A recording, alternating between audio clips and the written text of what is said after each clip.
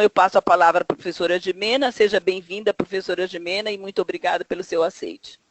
Opa. Então, boa noite a todos e a todas. Quero inicialmente agradecer o convite de todas as instituições, os laboratórios, os núcleos que discutem essa questão, de participar desse projeto e dar minha contribuição para algumas reflexões que eu pretendo fazer aqui a partir de agora. Né? Então, inicialmente, eu vou passar aqui para a tela. Essa temática, diversidade sexual nos espaços educativos, identidades de gênero, eu organizei, especialmente considerando a minha atuação nos últimos anos, pensando tanto as formas de combate às questões que envolvem as identidades de gênero, sexuais e as questões étnico-raciais.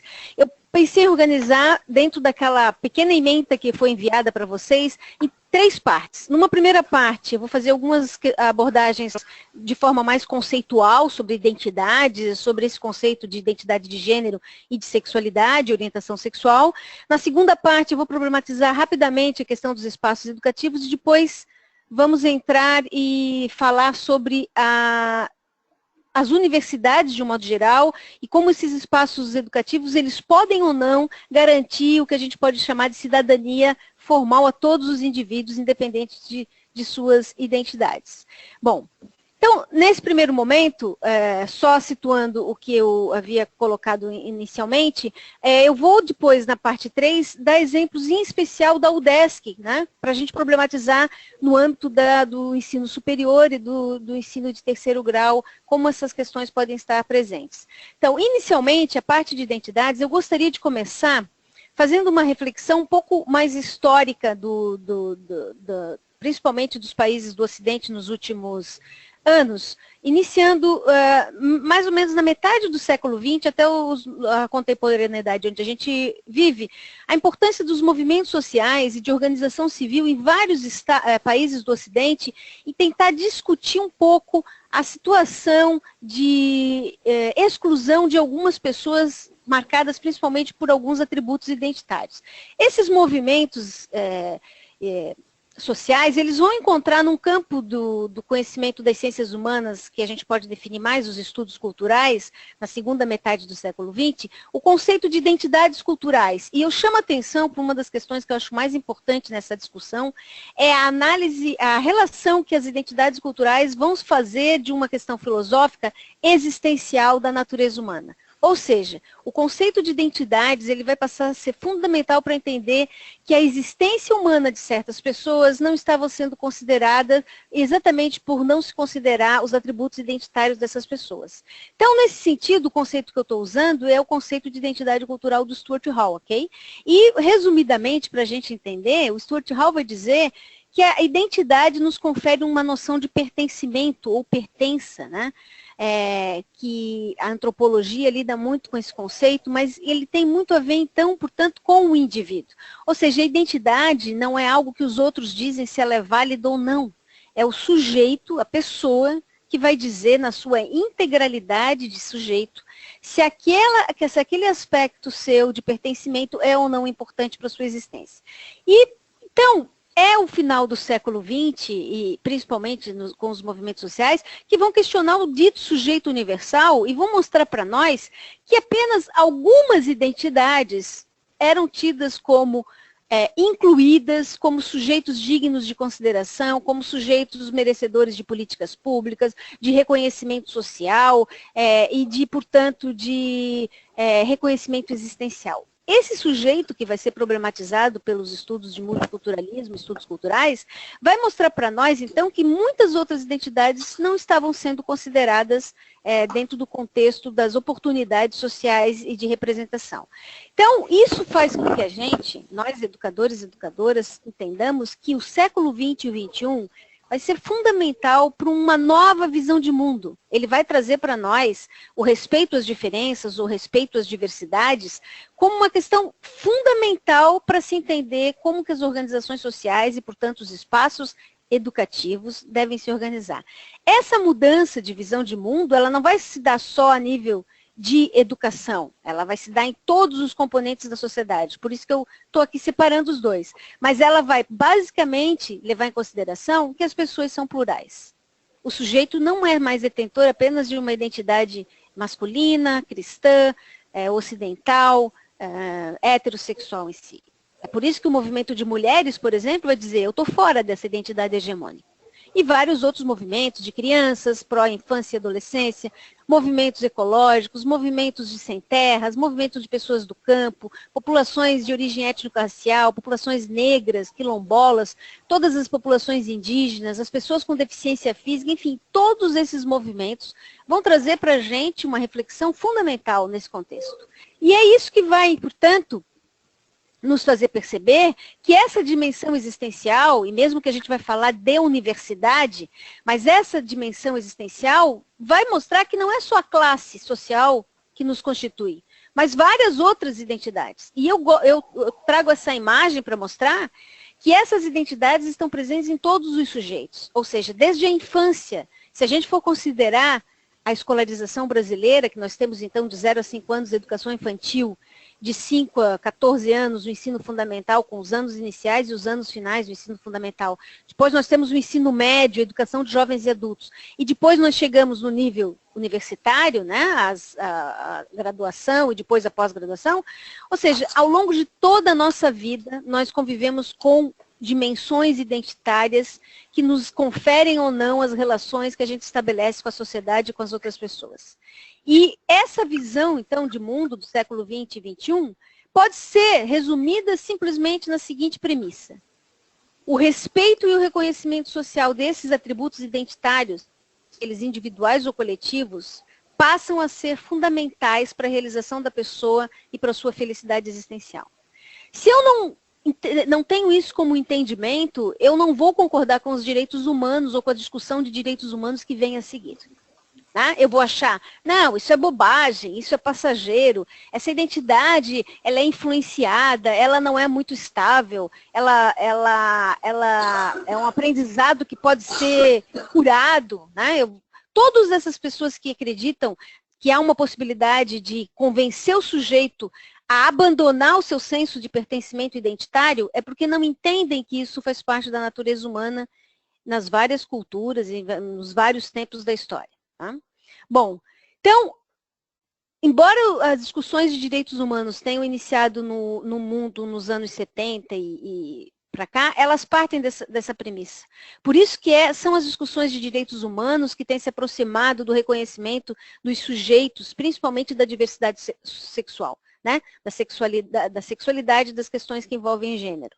E por que isso se tornou importante para nós que trabalhamos com os vários âmbitos escolares? Porque, dependendo do sujeito social, né, sujeito na visão de Foucault, ou atores sociais no modo de Bourdieu se referir, dependendo da identidade que eu tenho como importante para mim, eu sou vítima de certas formas de preconceito, de exclusão e discriminação.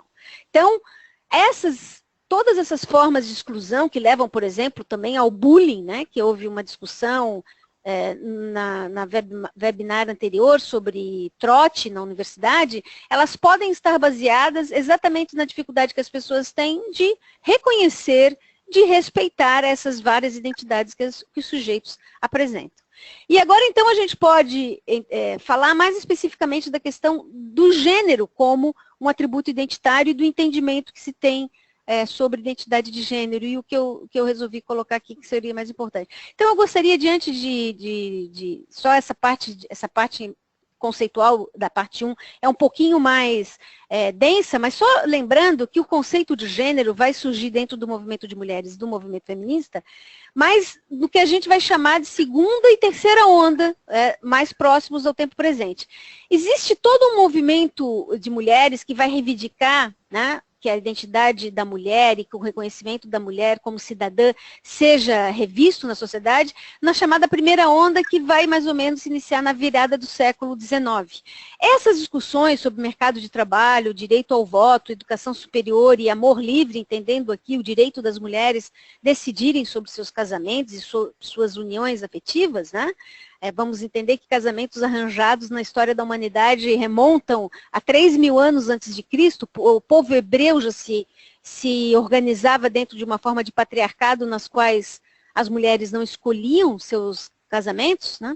Então, essas são as primeiras visões da primeira onda do chamado movimento de mulheres, que vai culminar com uma segunda onda, já então nos anos 60, onde a gente vai ter uma distinção mais evidente entre as mulheres teóricas e militantes do movimento feminista e também homens que vão começar a estudar a questão das mulheres, usar a categoria gênero, e a gente vai ter a criação do conceito gênero aqui exatamente nos anos 70 e 80.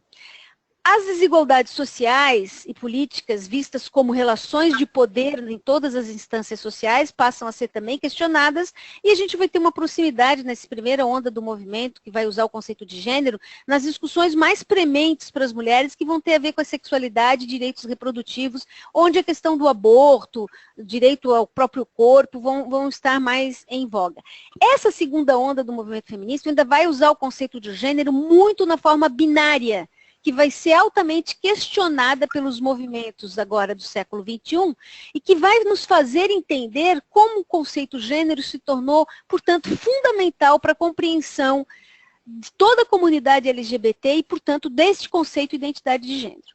Então, a gente vai seguir, então, mais próximo agora nos anos 90, onde eu vou, resumidamente, citar as questões que eu considero mais importantes da discussão a partir dos anos 90. A gente vai ter, então, o conceito de mulher sempre no plural, porque nós vamos ter o que alguns chamam de interseccionalidade, ou seja, um caráter relacional do conceito de gênero com outras identidades. Nós vamos ter uma diferença substancial da experiência de vida de uma mulher que é urbana, branca e heterossexual, de mulheres que são, por exemplo, do campo, trabalhadoras do campo, ou também de mulheres que têm um atravessamento de raça e etnia, enfim. Essa discussão ela vai se acentuar a partir dos anos 90. A gente vai ter também a discussão da construção discursiva da desigualdade, campos do conhecimento como as discussões pós-estruturalistas que colocam a construção das identidades no discurso, onde vão se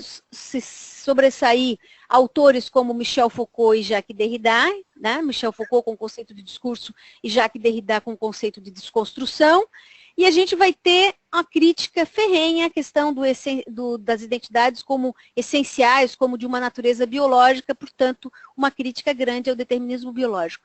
E, por fim, então, para nós entendermos o quanto o conceito de gênero se tornou fundamental para entender os sujeitos trans, né, é a crítica mais acentuada aos modelos binários, onde uma teórica se destaca, uma filósofa, estudiosa das questões de gênero e da sexualidade, que é Judith Butler, que vai falar da questão da performatividade de gênero e como as identidades são provisórias, ok?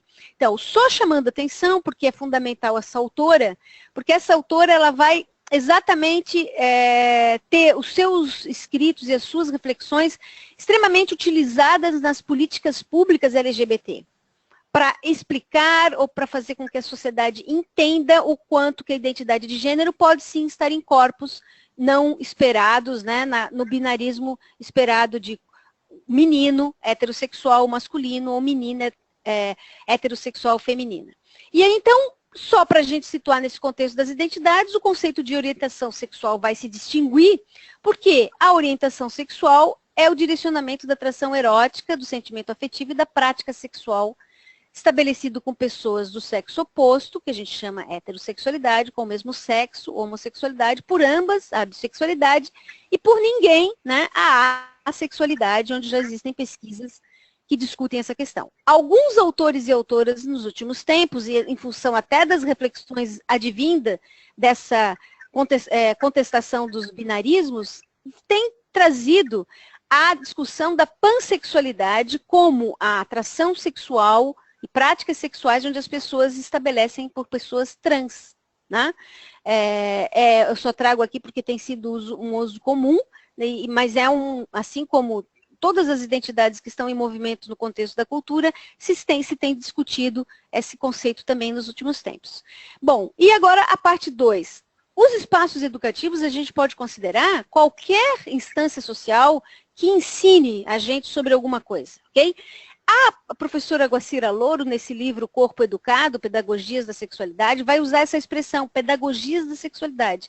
Ela está querendo dizer as formas como nós somos ensinados, né? O constante investimento social, no caso ela vai estar falando da sexualidade, sobre os corpos de homens e mulheres, por meio de produção de significados e que nos constituem assim. A gente também poderia usar a expressão pedagogias do gênero, né?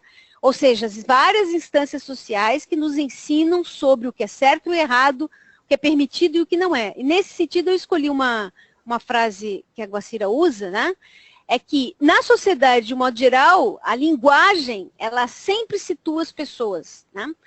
Ela vai nos dizer o que falar e sobre quem silenciar, o que mostrar e o que esconder, quem pode falar e quem deve ser silenciado.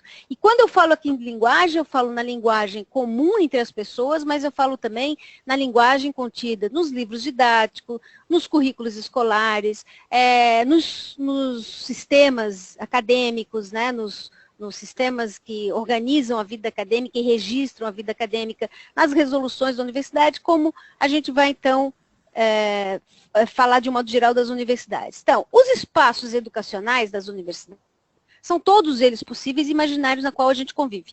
Eu estou aqui dando um exemplo da UDESC, mas todas essas salas de aula, laboratórios, áreas de convivência, pátios, bares, banheiros, salas de professores, professoras, os centros acadêmicos, né, os locais dos estudantes, secretaria acadêmica, setores administrativos, biblioteca e restaurante universitário, tudo isso são os espaços que, de uma forma ou de outra, nos ensinam a convivência e nos ensinam, principalmente, qual é a política da universidade frente a esses sujeitos e frente às suas identidades. Então, que eu acho que também é importante chamar atenção, são as questões de organização da universidade, os currículos, o corpo diretivo dos centros de ensino, reitorias, pró-reitorias, a gente poderia dizer os órgãos colegiados, principalmente a nível de centros, departamentos e os conselhos da universidade, que a gente tem aqui de administração, ensino, pesquisa e extensão e o conselho universitário, as nossas portarias e resoluções e regimentos e as políticas da universidade especificamente. Por que eu estou falando disso? Porque nós vamos ver na história da UDESC que, felizmente, a universidade fez essa discussão muito antes de a gente chegar a ter sujeitos trans dentro dos nossos cursos de graduação, né? Até acompanhando o próprio movimento de discussão de direitos humanos na primeira década do século XXI. Então, a terceira e última parte é exatamente essa discussão, desculpem, de cidadania formal. As pessoas que estudam direitos humanos dizem para nós, nos chamam a atenção de que a efetiva conquista de direitos humanos, ela se dá principalmente nas relações humanas, sem dúvida, mas principalmente quando a cidadania formal, e aqui eu chamo a atenção, a leis, né, leis e instrumentos que regularizem a vivência, consigam fazer essa explicitação dos direitos. Então, eu vou escolher 3 para citar para a gente esse momento histórico do Brasil e como ele vai se refletir no momento que a gente vive, porque eles coincidentemente têm o mesmo ano. O terceiro Programa Nacional de Direitos Humanos, que foi aprovado em 2009, ele já vai trazer na explicitação, em relação ao sistema de saúde brasileiro, que é o SUS, que ele, para expandir, para se consolidar, ele precisa atender de forma diferenciada alguns segmentos da população que eram as vítimas de maior vulnerabilidade social.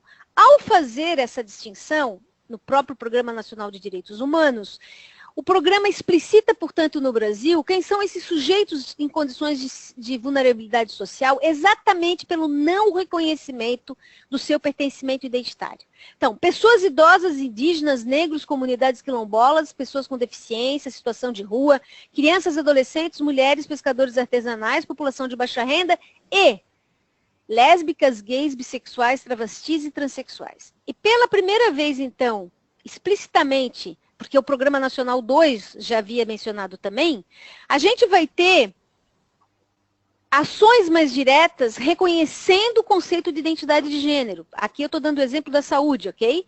Que se tenha acrescentar um campo para as informações de identidade de gênero nos prontuários. E que desenvolver meios para garantir o uso do nome social de travestis e transexuais. Então, eu estou dando o exemplo do nome social para chegar nas medidas da nossa universidade mais recentes, né? Então, o nome social, também em 2009, teve o reconhecimento por uma resolução estadual na área de educação.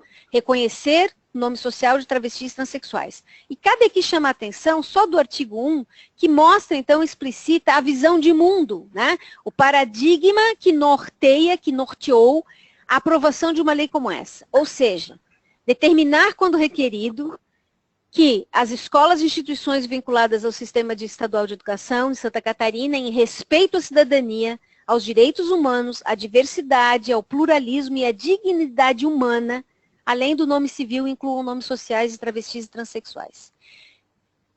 E, por fim, para a gente entender, então, no contexto da universidade, que mesmo não tendo um sujeito trans, a UDESC, em 2009, aprovou a sua política de inclusão baseada nessa premissa de reconhecimento das identidades. Vejam que essa discussão que começou, cabe aqui chamar atenção, na pró-reitoria de extensão da época, que antes de 2009, que era coordenado pela professora Tatiana Comioto, e logo em seguida veio o professor Paulino Cardoso, onde a política foi instituída. Foi também um ano que se discutia na UDESC as políticas de acessibilidade para pessoas portadoras de deficiência física, e foi também um ano que se discutiu na UDESC, se aprovou as políticas afirmativas de inclusão, principalmente, primeiro, pelas pessoas excluídas socialmente por questão de classe social, ok? E eu quero chamar a atenção como essa lei, essa regra da nossa universidade, que é uma resolução, ela explicita a visão de mundo da universidade, né? Ela vai expressar o conceito de inclusão por três ideias. Acesso à universidade, representação positiva desses sujeitos e incorporação curricular. A gente pode até pensar hoje, fazendo uma avaliação em 2016, talvez algumas coisas a gente ainda esteja pecando, né, de investimento da administração e dos centros e de todas as unidades pedagógicas e educativas para que a gente realmente alcance essa inclusão prevista. Acesso a gente não precisa dizer, né? Acesso para todos os sujeitos marcados pelos atributos identitários que os subordinaram ao longo do tempo. Vejam, não quer dizer que existam políticas afirmativas para eles, mas é não impedimento, né? Garantir o acesso, a gente sabe que a UDESC tem políticas afirmativas para pessoas de classe, que sempre estudaram em escola pública, para pessoas de origem negra, que tiveram a sua identidade étnico-racial como motivo de exclusão ao longo da sua história, e a gente tem também a política para pessoas indígenas. Mas o acesso não significa necessariamente estar ligado às questões de políticas afirmativas. O outro conceito de inclusão, representação positiva desses sujeitos nas políticas de ensino, pesquisa e extensão, né? E a direito a que eles exerçam suas atividades como cidadãos e cidadãs gozando de direitos e prerrogativas. Isso está aprovado na UDESC desde 2009. E o último conceito de inclusão, para nós entendermos então esse princípio esse paradigma de vida, de filosofia de vida, incorporação curricular na história da cultura desses grupos como uma estratégia na mudança de mentalidade, né? Voltados a minimizar as desigualdades e combater as formas de violência da qual eles são vítimas. Então, estimulando a inclusão curricular não significa disciplinas, mas a possibilidade da universidade estar abertas para as manifestações sociais, culturais desses grupos marginalizados ao longo da história.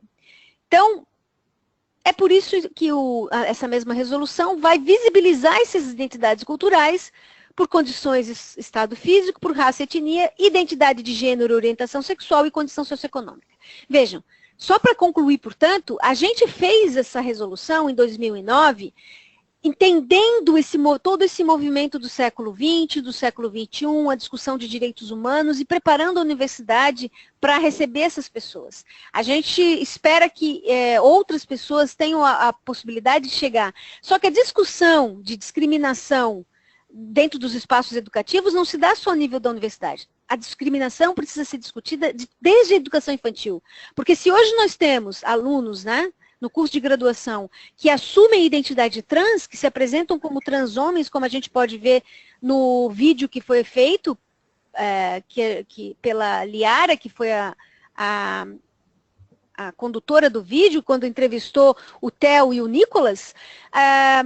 A gente sabe que existem outras instâncias educacionais da escolarização brasileira que precisam fazer essa reflexão também, né? Porque a expressão da identidade de gênero já acontece com uma criança na educação infantil. E muitas são vítimas de exclusão, de bullying, de violência de todas as ordens. O nome social a gente vai ter, então, aprovado só em 2014, quando foi requerido por um acadêmico, o Theo, se eu não me engano, e foi concedido. A universidade, então, aprovou a sua resolução, sendo, inclusive, coerente com a sua política, né? Então, só para terminar, quando a gente fala dessas questões da população trans, eu quero lembrar o post que eu cheguei a colocar no meu Facebook agora, 29 de janeiro, para a gente entender, então, que a gente pode, pelo menos, chamar a atenção de 6 questões que têm sido a agenda da população trans para a garantia da sua cidadania a nível de existência humana, né?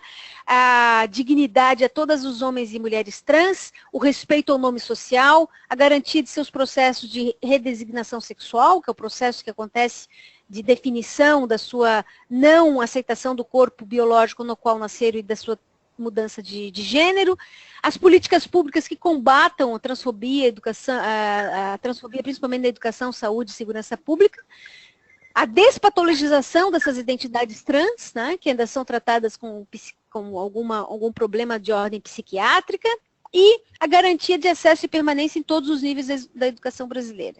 É claro que para que as pessoas entendam e respeitem, né, e considerem essas identidades, elas precisam parar de achar que as identidades são algo ruim, prejudicial, da qual as pessoas precisam ser encorajadas a mudar ou que haja algum tipo de tratamento para que elas possam fazer. Existe, portanto, duas formas completamente diferentes de conceber esses sujeitos e essas identidades, né? Então, na verdade, essa é a reflexão inicial que eu gostaria de fazer e agora a gente pode discutir e fazer algumas reflexões a respeito. Obrigada. Muito obrigada, professora Gimena. Agora vamos às perguntas. Colegas aqui, eu não estou conseguindo visualizar, deixa eu ver se eu consigo visualizar aqui as perguntas. Acho que vocês têm que ver aqui, né, Dilma? Eu não estou conseguindo visualizar perguntas aqui. Isso. Eu posso passando a perguntas para facilitar aqui. Tem uma pergunta aqui da professora Dulce, que ela diz, e relativamente aos trans, como podemos lidar... deixa eu só antes de eu continuar, deixa eu pegar depois aqui eu vou fazer a pergunta e depois eu pegar o controle aqui da professora Gimena, né? A professora Dulce pergunta, e relativamente aos trans, como podemos lidar com alguém que não existe na pauta da turma, pois usa um nome de mulher, quando a escola precisa que se trate tal como os outros? Não sei se ficou entendida a pergunta, professora Gimena. Já. Uhum. Bom, a gente já tem várias situações na universidade e também fora dela, no ensino médio, de jovens, né, que requerem o direito ao uso do nome social na chamada. Suponho que a pauta seja chamada, né, que ela está se referindo. Primeiro que é preciso a gente entender o seguinte, qualquer instituição educativa vai ter que sempre estar fazendo um trabalho de reeducação das pessoas e inclui-se nas pessoas não só os nossos dirigentes, reitor, pró-reitor, mas diretores de escola, colegas professores, pais e mães, comunidade escolar, ok? Então, mesmo que a gente tenha uma mudança importante a ser conquistada de direitos humanos, a gente tem que lidar, não esquecer que precisamos constantemente fazer formação e discussão com as pessoas. Como que acontece aqui no Brasil? Aqui no Brasil, o direito ao nome social vem junto com o nome civil nos registros. Então, na lista de chamada, por exemplo, aqui da universidade, a gente vai ter o nome civil da pessoa e no momento que o aluno e a aluna requer na secretaria acadêmica o uso do nome social, ele vai aparecer junto com o nome social, o nome civil. Mas a orientação dentro da coerência da norma, da coerência da resolução, é para que em toda a instituição escolar sempre se use apenas o nome social. Inclusive aqui no Brasil e na nossa universidade, que está constando na resolução do nome social, diz que inclusive na formatura, na colação de grau, a pessoa trans será chamada com o seu nome social. Né? E em nenhum outro momento mais da vida acadêmica ela vai usar.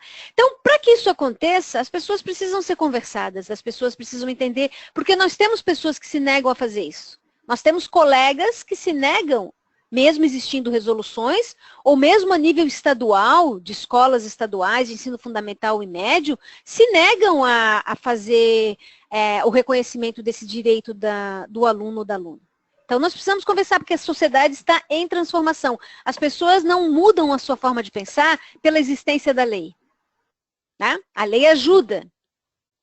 Eu quero lembrar, gente, que vocês podem postar as perguntas ali no chat e também levantar as mãozinhas, né? Quem quiser falar, vocês que estão aqui na sala, que fizerem alguma pergunta, podem também se manifestar. Então, estamos aguardando aqui mais questionamentos, professora Gimena.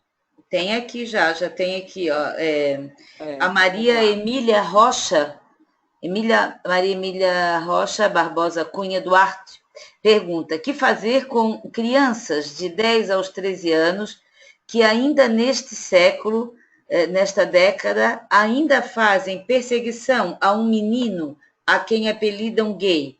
Ando triste porque já tentei várias estratégias, mas o menino está com medo de frequentar a escola.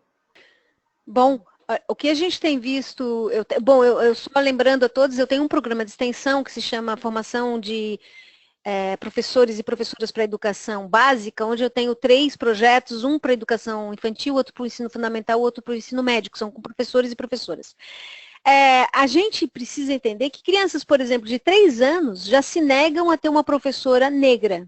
Crianças de 2, 3 anos de idade já explicitam racismo de uma forma bastante evidente e lamentável. Portanto, a pergunta foi feita com um menino de 10, 11 anos que já age com agressividade com outro por questão da homofobia. Então, a gente tem várias instâncias que ensinam as crianças a terem seus conceitos em relação às pessoas e às suas identidades. Mais um motivo pelo qual a escola precisa estar atenta para discutir essas questões junto com a família, junto com os pais e mães. Né? Certamente, todas as pessoas de bem diriam que qualquer forma de preconceito e violência é algo ruim, é algo não desejável. No entanto, existem vários mecanismos que têm ensinado as crianças pequenas a terem seus julgamentos de valores e que faz com que a gente se dê conta que essas questões têm que ser discutidas na educação infantil. Veja, está falando de crianças de 10, 11 anos de idade, mas as crianças também pequenas, elas já fazem brincadeiras e chamam uma coleguinha de burra porque ela é menina, ou porque ela é incapaz para fazer alguma coisa, ou já tem expressões de homofobia. Né? Então, nós precisamos entender que várias instâncias estão ensinando as crianças, produzindo as pedagogias da sexualidade e do gênero, motivos pelos quais os currículos precisam lidar com isso também. Não é? Tem uma questão que sempre aparece nos cursos de extensão, professora Gimena, na formação de professores também, que é em relação a essa questão do que você traz para nós já nessa sua primeira resposta, em relação ao que as crianças aprendem ou deixam de aprender. Né? E a gente tem tido uma manifestação de preocupação por parte dos professores em relação ao que vivemos na atualidade, aí no Brasil especialmente, com o advento do Plano Nacional de Educação e toda a censura e corte aos termos de gênero, sexualidade, diversidade sexual no Plano Nacional de Educação. Alguns professores e professoras têm dito, olha, na sala de aula nós acabamos fazendo aquilo que achamos que devemos fazer, né? Embora a gente tenha aí uma certa censura a partir do Plano Nacional, dos planos estaduais e municipais. Mas os professores têm se mostrado temerosos diante disso, né? E o que a gente tem conversado, e aí queria ouvir também a sua opinião nesse sentido, que a gente tem conversado é que muitas vezes o nosso temor, o nosso medo se dá por conta da insegurança, né? A falta de conhecimento nos faz recuar e ficar temerosos.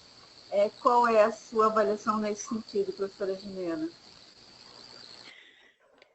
Bom, a gente aqui no Brasil, nós vivemos nos últimos 2 anos, mais especificamente, quando teve a aprovação do Plano Nacional de Educação, que foi em final de 2014, e o ano passado, 2015, a gente teve as aprovações nas instâncias municipais e estaduais. A gente viu no Brasil uma grande mobilização de uma parcela bastante conservadora da sociedade, vamos usar o termo aqui conservador para dizer, uma parcela que não reconhece, né, ou que não deseja que grupos de pessoas, principalmente que reivindicam suas identidades sexuais e de gênero, consigam esse reconhecimento nas instâncias da lei. Então, eu estou me referindo especialmente a um movimento organizado, movimento ligado a algumas religiões, que não tem só no Brasil. Esse movimento tem em outros países da Europa, ele está presente na Espanha, está presente em Portugal, na França, né, que é um movimento muito ligado a um movimento chamado Pró-Vida e Pró-Família. Esse movimento, ele é contrário às discussões de direitos humanos que se estabeleceu nas políticas públicas dos últimos anos, tanto da Organização das Nações Unidas, como da União Europeia, e de alguns países que desenvolveram políticas sociais de reconhecimento, como aqui no Brasil. Tá? Então, a categoria gênero se torna para essas pessoas uma categoria totalmente indesejável. Por quê? Porque a categoria gênero permite com que a gente pense tanto o direito das políticas de mulheres, do direito das discussões sobre as questões das mulheres, que daí vão envolver uma série de questões, como o direito a mulher escolher o próprio corpo, as questões das escolhas dos seus casamentos, a assumir uma família mesmo que um homem abandone, as discussões sobre direitos reprodutivos, controle da família, aborto, enfim. Como também a categoria gênero nos permite entender por que temos, então, na sociedade, sujeitos travestis, transexuais e transgêneros e o direito a eles viverem as suas identidades. Então, quando esse movimento que discutiu a questão da identidade de gênero, que fez com que essas palavras gênero, orientação sexual, diversidade sexual e educação sexual fossem retiradas dos planos de educação, a verdade, na minha avaliação, nas entrelinhas, eles estão dizendo para nós que eles não concordam com esse paradigma de vida em sociedade com que essas pessoas tenham esse direito. Porque usar o conceito de gênero para dizer que é uma ameaça às crianças, isso é algo que não existe nenhuma relação com as nossas políticas públicas. Tá? É uma interpretação feita que a gente poderia, sinceramente, dizer que existe uma série de coisas a serem questionadas, né? E eu mesmo tenho feito nos últimos tempos uma discussão do material produzido por essas... E feita essa discussão. Agora, paralelo, a gente tem um outro ainda que as pessoas pouco falam, que é um movimento chamado Escola Sem Partido, que também é um movimento principalmente que tem também bastante incisivo na escola, achando que existem certos temas que a escola não deve discutir, entre eles a questão da igualdade de gênero. É um movimento político importante de ser visibilizado para a gente entender, que tem ameaçado os professores e professoras a desenvolver as discussões sobre gênero em todos os níveis da escolarização, inclusive em aulas de sociologia, em aulas de filosofia, em aulas de história. Voltando à questão, né, dos direitos das populações LGBT e de como a palavra gênero, ou o conceito de gênero, nos possibilita entender esses sujeitos, a gente vai perceber que também existe uma relação de algumas igrejas, de algumas religiões, que são contrárias ao direito das religiões de matrizes africanas. Ok? Também o direito do reconhecimento da cultura, da história, dos sujeitos étnico-raciais. Então, nós temos uma questão política grande acontecendo no mundo e no Brasil, que faz com que a gente perceba que a discussão não é só conceitual. Não é só assim, é o meu entendimento sobre a palavra gênero, não. É uma discussão política, né, e que já tem se materializado no Brasil de várias formas. A gente já tem tido retrocessos em legislações favoráveis às mulheres, na questão da saúde, na questão das denúncias de violência, de estupro, de atendimento no SUS. Tem praticamente a gente já tem praticamente uma interrupção nas pautas LGBT do Congresso Nacional, que discutia a questão da identidade de gênero, de colocar a homofobia como crime. A gente tem um estatuto da família retrocedendo ao conceito múltiplo de família na nossa sociedade.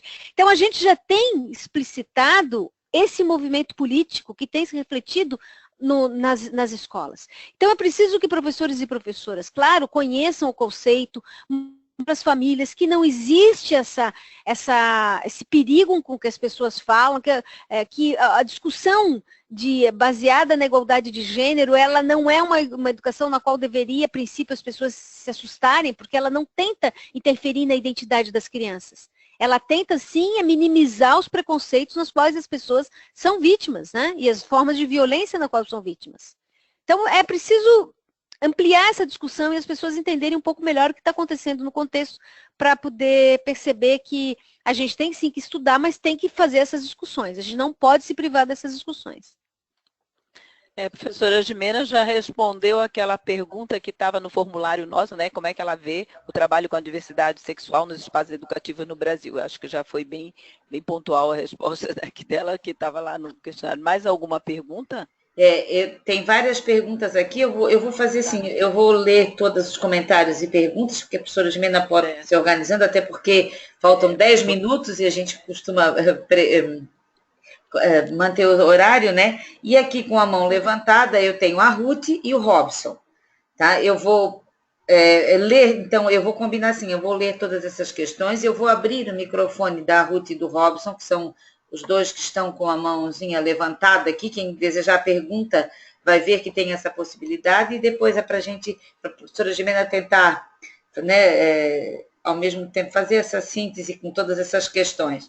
Então, vamos ver, tem aqui a pergunta da Ruth, né? A Ruth diz: crianças pequenas, 5 anos, ainda na educação infantil, que se descreve, se posiciona como sendo do sexo oposto, mas que já concebe recriminação familiar. O que fazer quando as famílias se negam a respeitar a criança? Essa é a pergunta, então, da Ruth. Depois tem a Anaí, que diz, na minha opinião, o respeito é a coisa mais importante nesse quesito. E a Anaí repete: qual a melhor maneira de orientar uma criança que se abre com você? Como devo proceder? O Antônio Filho diz: a lei só obriga, ele coloca isso com letras maiúsculas. Precisamos discutir em todos os espaços, além dos espaços escolares. A Vanessa Duarte diz: até que já existem bonecos para a infância de cor, né, os bonecos negros. O Jurandir Ferreira diz: qual o procedimento para adolescentes menores de 18 anos solicitar o nome social na escola? Aqui uma questão que em Portugal, aquela primeira questão que a professora Dulce fez, ela colocou uma observação que em Portugal não existe essa lei ainda, né? A Simone Carvalho também diz: boa noite, quanto à questão da religião, que diz que relações homossexuais são abominação. Como lidar com isso? Eu sei que são muitas questões, a professora Gimena vai ter que responder depois, meio que no fórum de discussão, né? Vamos ver se funciona o fórum.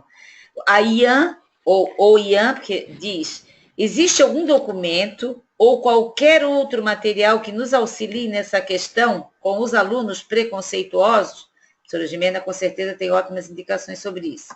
O Antônio Filho diz, como dito pela professora Gimena, até colegas negam as leis. Depois aqui a Maria Emília diz: a legislação não acaba com o preconceito, nem as pessoas formadas têm a mente aberta, né? Nem as pessoas formadas têm a mente aberta. Tem o Robson que diz: as relações interpessoais estabelecidas dentro do processo pedagógico entre os alunos, professores, funcionários e pais também podem influenciar na questão de gênero, por exemplo, nas atividades de educação física. nas atividades de educação física, diferenciadas para meninos e meninas? Ele questiona essa questão. A Nicole Araújo diz, boa noite, gostaria de saber como trabalhar as questões da sexualidade com crianças bem pequenas. Essa já é uma questão mais ampla e aqui fica a dica de se inscrever no curso da sexualidade infantil que nós estamos oferecendo. Depois dou mais detalhes. Sempre achamos que é muito cedo, né, quando falamos nessa questão. Tem aqui a questão do Salomão, que diz, boa noite, sou aluno de letra da UFSC. Como abordar o aluno ou apresentar conteúdo sobre questão de gênero em um sistema educacional que deixa de lado esse assunto? Se até para os profissionais aceitar mudanças e resoluções causa estranhamento, o que as crianças e adolescentes estão recebendo para se informar e para se educar numa vida em sociedade? Novamente, o Robson diz, uma das justificativas dos contrários à inclusão do tema no Programa Nacional de Educação, era de que o Estado deveria ser laico e se a questão de gênero fosse abordada nas escolas. Isso faz algum sentido, a questão da laicidade e a questão, né, do gênero na escola, né?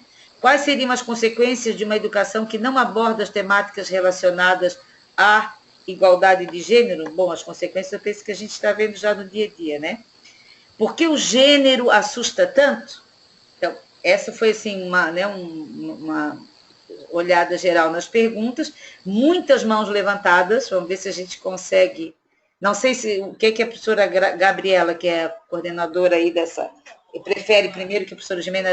Eu acredito que tu possa pedir às pessoas que estão levantando a mão para dar um fechamento, e acho que a professora Jimena vai fazer uma abordagem geral para a gente poder encerrar, e depois eles podem encaminhar perguntas e a gente faz aquele fórum, nós junto com a professora Jimena, né? Eu acho que senão o tempo aqui, a gente só tem 5 minutinhos, né? Essas perguntas aqui estão todas salvas e gravadas, não é? E podem depois ser respondidas pelo fórum. Depois a gente pode. Mas também depois a professora Jimena. Então, vamos agora dar a palavra à professora Jimena para ela dar o fechamento, né? As perguntas que fizeram no adiantado do tempo, para a gente não se prolongar muito. Passa a palavra para a professora Jimena, fazer uma síntese de algumas perguntas.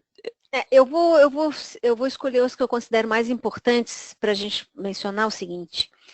De um modo geral, as pessoas que estudam cientificamente a transexualidade percebem que entre os 6, 7 e 8 anos de idade, uma pessoa trans, ela já tem isso muito claro na sua infância, ok? Então, quando a pergunta é feita, quando uma criança de 5 anos da educação infantil já diz que não quer ser menino ou que não quer ser menino, é a idade, mais ou menos, que os estudos científicos têm mostrado que isso acontece.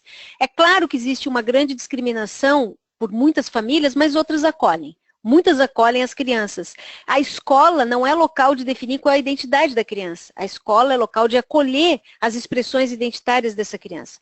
Portanto, voltando então a outra pergunta também, como proceder com uma criança que se abre com você?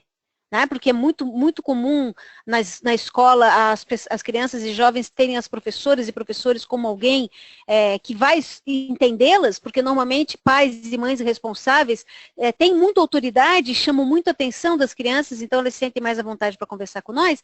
Qualquer atitude que aconteça, que envolve a identidade de criança, ela tem que ser compartilhada com a família. Nós vamos escutar e nós vamos tentar, como professores e professoras, encontrar um caminho junto com a família, pai, mãe e pessoas responsáveis. E eu vou dar um exemplo extremamente recente, esse ano de 2016. Uma escola estadual de Florianópolis, a supervisora escolar, que é formada em pedagogia e que fez a formação de extensão comigo, me liga dizendo, Jimena, nós temos aqui uma adolescente de 12 anos que está requerendo o uso do nome social. No nosso estado de Santa Catarina e na UDESC, o nome social só pode ser requerido na lei no Brasil a partir dos 18 anos de idade. Antes dos 18 anos de idade, é preciso autorização de pai e mãe. Qual foi, então, o encaminhamento que eu, conversando junto com a supervisora escolar, a gente chegou à conclusão que seria o melhor? Chamar pai e mãe, conversar sobre isso dizer que a escola reconhece que para a escola isso é algo que a criança tem o direito, que ela se sente melhor, mas que é preciso autorização deles, conversar com eles, tirar as dúvidas, e isso foi feito. E a família aceitou, a família disse, muito tempo a gente já percebe, nós achamos que não adianta agir com violência, que não há nada que, tudo que a gente já tentou fazer não deu resultado. Então é assim que a gente deve proceder. A gente nunca deve excluir a família ou achar que nós da escola vamos conseguir dar um encaminhamento sozinhos, porque isso é para toda a vida daquela criança e a aceitação familiar é fundamental para a inserção dessas pessoas e para que elas consigam viver bem na sociedade.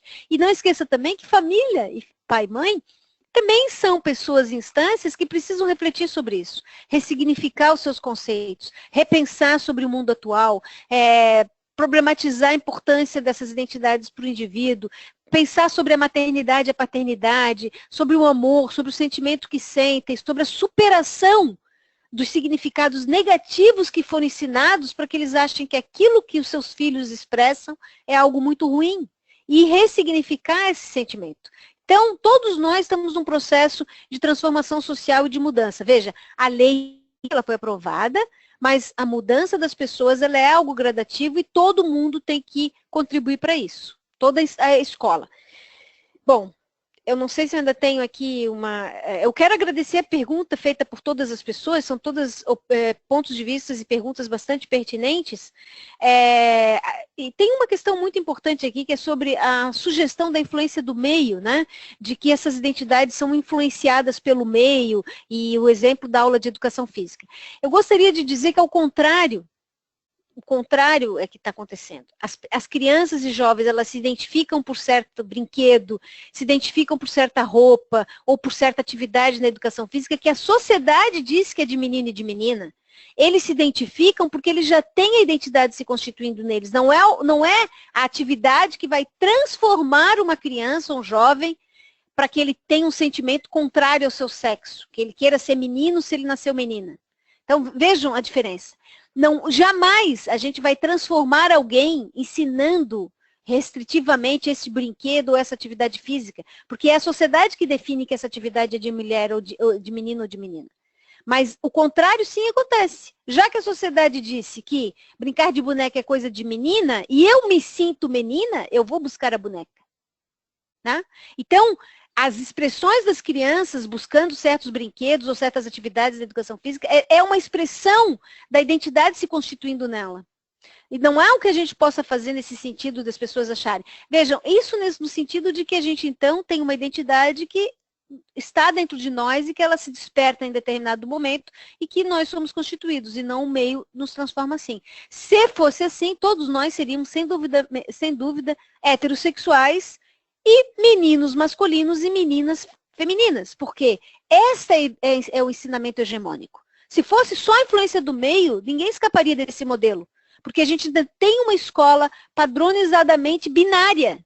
Nós temos toda uma educação hegemonicamente baseada no modelo de masculino e feminino. Portanto, eu diria até, e acho que é provocativo o que eu vou dizer, que esses sujeitos que ousam perturbar a sociedade, que ousam transgredir as regras impostas, eles estão explicitando, sem dúvida, uma identidade extremamente genuína. Porque conseguir romper o preconceito, sofrer violência, ser excluído e mesmo assim bancar sua identidade é porque ela é genuinamente uma expressão de si, assim, ó, algo que a gente não constrói. Encenar, né, algo que a gente não é que é extremamente doloroso para muitas pessoas assumir outras identidades que não sejam aquelas que elas realmente sintam. Então, acho que a gente tem que pensar um pouco nesses mecanismos de violência, né, e nos entendimentos, e não vamos esquecer que a gente só quer explicar, saber a origem, de onde vem, se é genético, se é influência do meio, se é educação recebida, se é um problema durante a gravidez. A gente só quer saber as explicações daquilo que a gente não aceita, né? Então, na verdade, do momento em que tu aceita os sujeitos como eles são, tu não precisa de explicação. Como a gente não precisa de explicação se a heterossexualidade é genética, é influência do meio, A gente já pode dizer que é influência do meio, porque somos todos muito ensinados para isso. Então, essas reflexões são fundamentais para a gente pensar os sujeitos e suas identidades.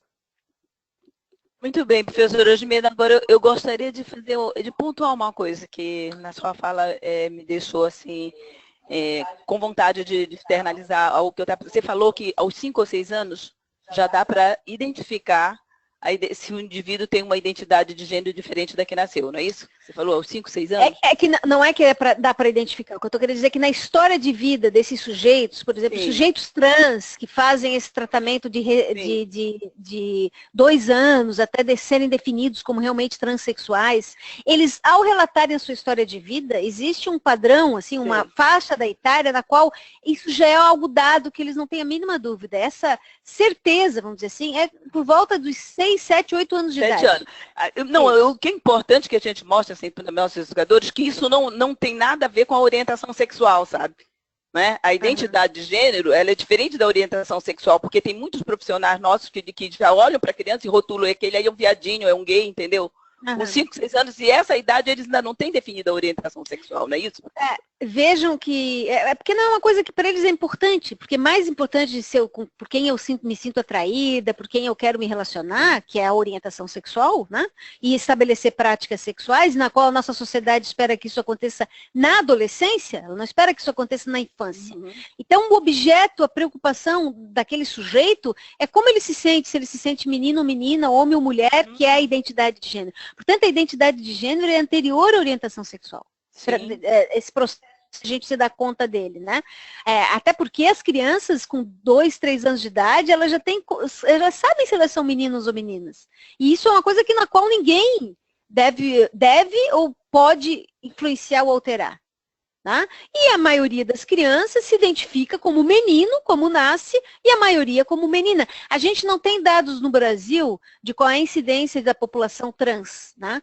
O que seria muito interessante a gente mais ou menos calcular, ter ideia, mas não, são raras, são raríssimas as pessoas. Aqui na UDESC nós temos 2 alunos trans, é isso?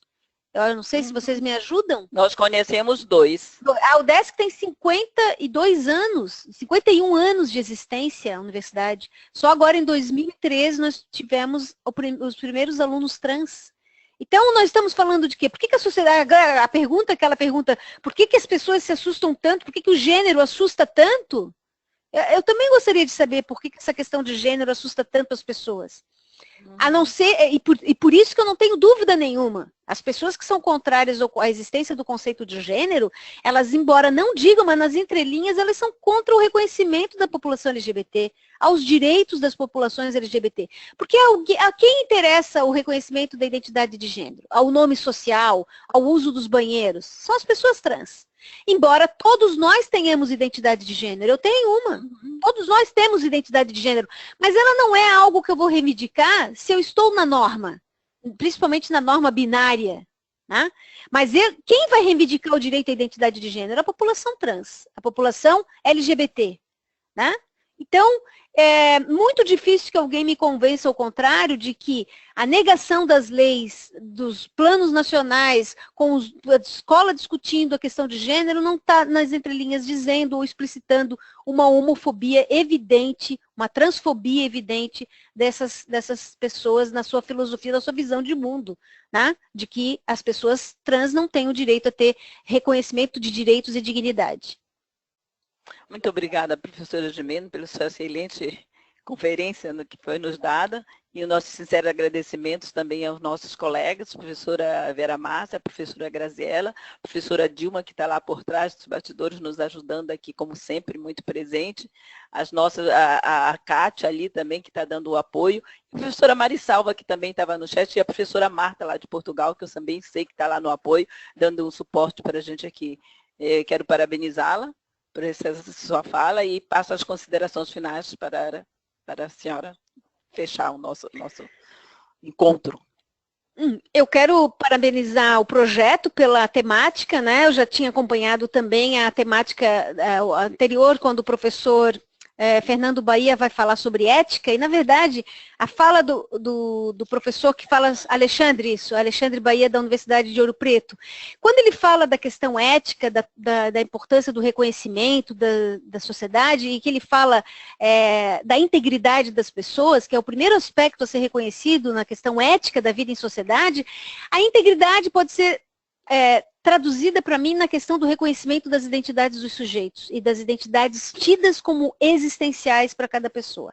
É a primeira premissa para uma vida em sociedade ética, sem eu me preocupar em querer desencorajar as pessoas, curar as pessoas, fazê-las mudar suas identidades. Né? Reconhecer a importância delas e a importância da existência. E não só as questões de gênero, como orientação sexual e igualdade étnico-racial. Eu repito, a gente tem vivido uma onda de intolerâncias, eu vou usar essa palavra, porque ela se presta aqui, embora a gente possa problematizar a palavra intolerância, mas principalmente na expressão de intolerância como não aceitação e como violência expressa às pessoas porque têm suas identidades étnico-raciais, identidades de gênero não reconhecidas. Então, nós precisamos repensar essa vida em sociedade para construir uma sociedade melhor para todo mundo. Muito obrigada, professora Jimena. Uma boa noite a todos. Quero lembrar aos nossos participantes aqui que quem não pôde assistir ao vivo, pode assistir à gravação e responder os formulários se quiserem receber certificado de 20 horas. Uma boa noite a todos e a todas e uma boa semana.